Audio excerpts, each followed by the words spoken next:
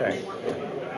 All right, so if anybody needs that jump add-in file, if you're having trouble downloading it, I can give it to you on USB right after class. Also, Paul was saying he was having trouble with the Mac with that add-in, so it looks like he's talking to Zach to figure it out. I don't know, did Zach help you figure it out? Do I open it with my jump? Yeah, you should just open it from within Jump, but you don't need it for the rest of this afternoon's class. So if you want to just wait, I can try to help you afterwards, or direct you towards somebody who can help you afterwards. But as I said, what we're going to do is one more technique, right? So right now we only have. Let's know how I can get rid of this chart. Just get rid of that. So we've only looked at one technique so far, right? We've just looked at partitioning using decision trees. So clearly, for the purposes of the upcoming assignment, and just for your purposes of kind of understanding, we would like to have more than one technique that we can compare, right? And plus, there are many more techniques that we could look at. And so I want to introduce one more today. And remember, we're talking about supervised data mining. So who wants to be the star right now and remind us why we call it supervised? We're supervising. Wait, who said? Who was speaking? Christina? I said because the supervisor predicting what the outcome is going to be. Are we predicting the outcome or making a prediction? Yes, we are predicting an outcome. And why do we know that we can predict an outcome? Because we already know what we think the outcome is, right? So we predict the outcome because we specified what is the outcome variable. And that outcome variable, that's why we're quote unquote supervising the algorithm, because we're telling it what direction to go into. Go to the direction of that outcome variable.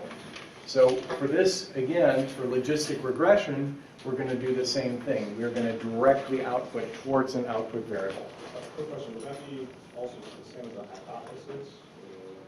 Well, in a hypothesis, we're asking, is there a relationship between two variables, or is there, are we looking at one complete population or two populations that we can distinguish between? So are we supervising it? Yes, in the sense that we're just not throwing in a bunch of data and saying, program, look through all of these different variables and see if you find any that look related to you. No, we're saying that yes, we have a hypothesis that we're starting with, and then we're going to test that hypothesis. So I think it is related in a way to that idea.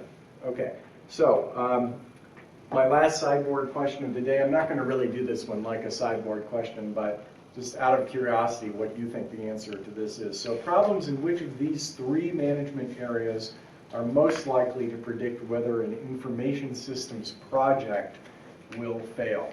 Just as a sidelight, does anybody know what the percentage is of IS projects that fail? That failing completely means that they've been abandoned without getting anything out of them. Andy? 60? Oh, I'm sorry, Orion? 60? 60? Yeah.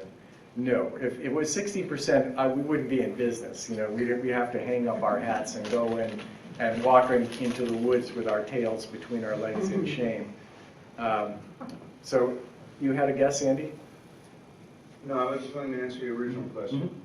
Oh, okay, go ahead. Estimation? Oh, I see. You think the estimation is a problem because we can't figure out how long it takes us to do the projects. Nobody wants too much. Yeah, a lot of people always, they either overestimate because they want to be conservative about it, give themselves more time, or they underestimate because they want to get the project approved. So, but it's 16%. About 16% of projects, IS projects these days, fail completely, and then another, let's say, 45% or so actually are challenged. That is to say, they go over budget, over time. They don't deliver everything that they're supposed to. So this issue of estimation is actually quite important. Just a little, I just gave you a little dose of IS there. How many people think it might be specification, though? The problem is that we just don't tell the IS people what we want. They don't understand what we want. So a few of you think that. How many people think it's bad management? We don't monitor and control the projects very well. We don't see what's going on over the course of the project. So a few people have that as the vote. Well, so what is the outcome variable in this case? Go back to this here. If we had to say, we just were saying we're doing supervised data mining, what's the outcome variable here?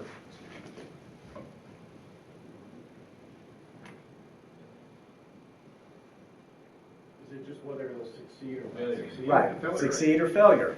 That's right. So that's what we have to get into the habit. Thank you, Travis. So that the habit of thinking, of translating the problem into a binary outcome variable. Project succeeded, project failed. Whatever your definition you want to have of that. So that's the outcome. 0 equal failure, 1 equal success. And we could use a decision tree technique to study something like this. We can also use what we're going to use today, not for this example, but we'll use it, logistic regression, for this. And the results that they got in this particular study was that if you had all the things that you could fail on or do poorly on with respect to specification, poorly defined user needs, lack of user involvement, you were 7.6 times more likely to have a project failure. If you did everything wrong that you could do on estimation, you were 8.7 times more likely. And if you did everything wrong that you could do on monitoring and control, you were 19.6 times more likely. So in fact, and this was a rather surprising result even to me, monitoring and control proved to be more decisive than estimation or specification, depending on which things you got wrong. So how would we get to a result like this? Because if you think about it, we hear results like this all the time, don't we, in the popular press? Oh, if you eat an extra bag of chips, you'll be 3.2 times more likely to, bark like a dog. Right? We hear these ridiculous types of things all the time. But this is the kind of data that they're reporting. And so how do we get to data like this? So it is logistic regression. So it's extending the idea of linear regression to situations where the outcome variable is categorical on this. So we're focusing on 2 outcomes. You can use more than 2 outcomes again, but it becomes, the mathematics of it become really quite complicated at that point. So here's the scenario I want to use for this part of the class. It's a bank. We have a bunch of information about bank customers from the so-called universal bank, the Bank of Universe. Based on a number of factors, can we predict which one will accept the personal loan if offered? So we have not yet offered a personal loan, but we have all this other information about the bank customers. And we have a group of people who in the past we offered the loan to. We know if they took it or not. So we have the historical data that we can use for this. And so let's use income as a predictor. Just like we did with the zoo example, we'll use one predictor to begin with for this. So here's a little twist I've given. And by the way, this universal bank data is available to you. Again, if you want to follow along at a certain point, you can download that data. So you'll see that there's one column for whether or not they accepted the loan that has a 1 and a 0 in it, and that can be a numeric value, that is a continuous value. Or we have another column called personal loan words, where I translated that into accept loan or did not accept the loan. So we can use either variation in that. So here's a note about JUMP. This is probably a little bit of a digression here, but JUMP always sorts by alphabetical order.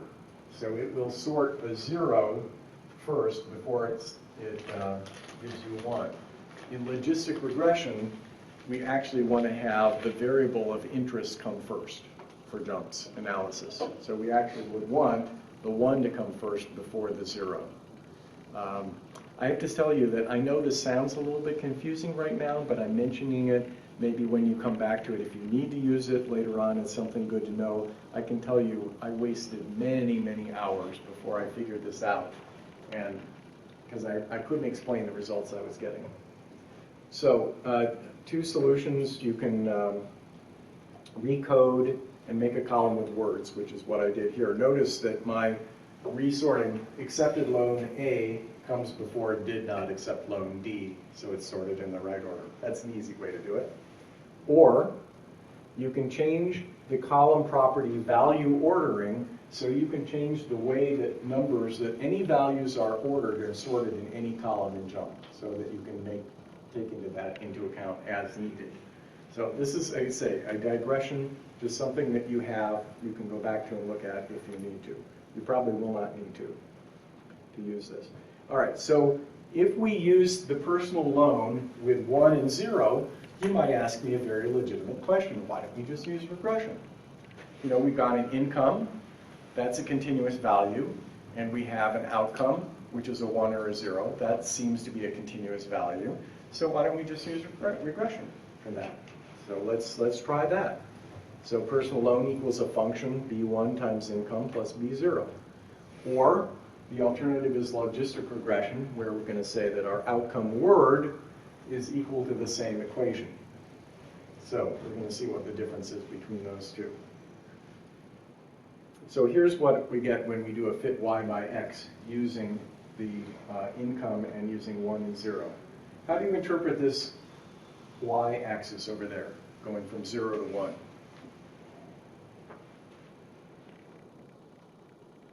Travis?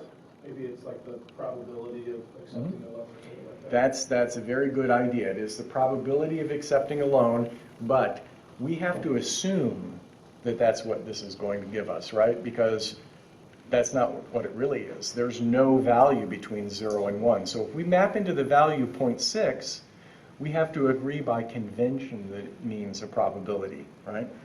So that's the first thing about this, using this technique. Now, when I do that, I get this equation. So as you say, it would give us a probability. So as income goes up, we get closer. So we get closer to the category of accepted loan. So, but here's the problem. What happens if I put in a loan? I should have spread these numbers out. If this is $230,000 here, what if the person has $250,000? I now go above 1. Can we have a probability of greater than 1? Right? No. Probabilities go from 0 to 1. What if I put in something less than $10,000 down here? I get a negative probability. So two problems. What is our interpretation and what happens at the ends of the scale with using linear regression? We can also look at what our regression output would be using this data. We see that, oh yes, our income variable passes our t-test, our model passes our f-test. The root mean square error is a little obscure, what that means. But what happens when I look at my residuals? Would you say that this looks like it meets the requirements of a normal regression? No, not by any stretch of the imagination do we have points that are randomly distributed around the line, which means that we can't use the p-value. We can't say whether or not this represents the total population, anything like that. So if we had a regression like this, we would throw it out. We would say that it's really not telling us anything. Even though the t-test and the f-ratio are okay? No, that's exactly the point. When we see residuals like this, it calls into question the validity of the t-test and the validity of the f-test. So we see it written there, but the mathematics that calculated that have been undermined. The assumptions have been undermined. So those are fundamentally flawed measures if our assumptions are violated. So that's a very good elaboration there. All right, and I'm showing on this screen, I myself wanted to see that this was true, so I went and put the equations right into Excel and I calculated it out to show that in fact we were getting negative probabilities and probabilities that were over 1. That's beating on the dead horse right there. All right, so instead what we can use is logistic regression. So what logistic regression does is it maps our input values into two different outputs. And the two different outputs are whether or not they accepted the loan or they did not accept the loan. And you'll see that it creates what looks like an S-curve here. And the highest value the S-curve can reach is 1, and the lowest value the S-curve can reach is 0. So it's basically mapping our input values into the probability range of 0 to 1. And so really when I say, what's the difference between logistic regression and regular regression? It's really not that different. It's really just that we're mapping it into, instead of a linear function, we're mapping it into what's called the logit, L-O-G-I-T function, as opposed to a linear function on that. So I think if you don't get hung up on the details too much, this isn't really all that different than what we've been looking at so far. Just a few more things about how to read this. Do you see this over here where it says accepted loan, and that little part, and then that big part up here that said did not accept loan? That's the percentages in each class that we have in our data. So, JUMP is always trying to figure out ways to give you a huge amount of information in a very small amount of space so you can see everything you need to know. So it's showing you, but also anything that's under the line is, let's see, is that true? Anything under the line is what we would accept as the category of accepted the loan. Over here, is that true? I'm not sure. Let's not, let me not get ahead of myself here on this. But then in that case, that's the probability of accepting the loan. Oh, yeah, that's right. Oh, okay, all right. So if we had someone making $90,000 down here, and so their probability of accepting the loan, we would be saying, is less than 50%, right? So we would, how would we classify them? No. We would classify them as did not accept. So remember, we're using the same concept of the cutoff point that we were just using in the previous section of the class. That's right. So as soon as we get up to about $150,000, then we're classifying everybody above that as people who would accept the loan, even though there are a few people that we would misclassify. So what we're actually looking at is what's under the tail here. Those are the people that we're misclassifying. If I were drawing my line in at 50%, all of these people would be misclassified, and all of those people would be misclassified. Gotta say, this is sweet, right? This is very sweet. All right, so how do we use it? We create our equation using logistic regression, enter income into the equation, we get a probability, we use the cutoff, we could change the cutoff point if we want to. Can we use the same technique of changing the cutoff point? I'll bet we can for this. Now, this is where I think a lot of people start with this equation because they're all concerned about whether or not we know exactly how this technique works. So this is what the logit equation looks like. I filled in the data for this particular example for this. And so, but it is useful to look at the equation because what happens as the x, see where the x ended up? In the denominator of this fraction. So as x increases, what happens? The denominator gets smaller, right? Because we got a minus term, we're subtracting. So the bigger the x, the more we're subtracting, the smaller the coefficient of e. The smaller the coefficient of e, that means the denominator is getting smaller, which means that the probability goes up. So we're more likely to classify as 1. So as x goes up, the probability goes